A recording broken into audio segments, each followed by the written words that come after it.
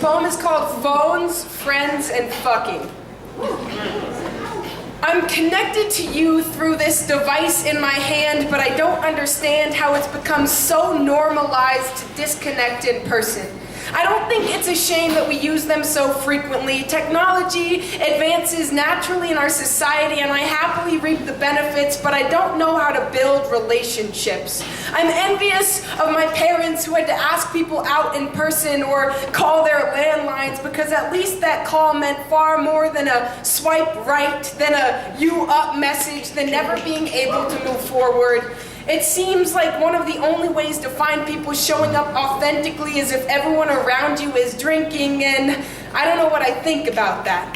I somehow happen to be the girl other straight girls want to make out with at parties. I don't know how I feel about being so many people's experiments. I'm not the best at hookups. You have to mean literally anything to me before I could ever be pleased sexually, and sucking a dick while watching Family Guy isn't exactly what I call romantic. The antics of college relationships are actually ridiculous. I have Tinder downloaded on my phone, but I continue to think it's the worst thing to happen to dating in ages. I can't say anything nice to anyone without them thinking I'm flirting, but no one will actually make any moves in person anymore. I'm all for sex positivity, but sometimes I look around and wonder if it's just me who's not into fucking and having it mean nothing to either person involved.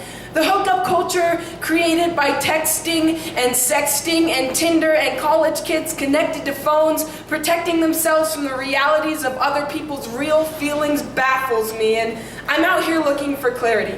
Some kind of possibility of redemption for this generation who doesn't know how to speak to each other without the extension of self that is our cell phones. And no, I'm not trying to come across like those people who think they're better than the world for not using their phones. I use mine more than I would maybe like to admit, but I'm still more dedicated to face-to-face conversation, and I wish my generation could do that, at least when we were sitting in the same room.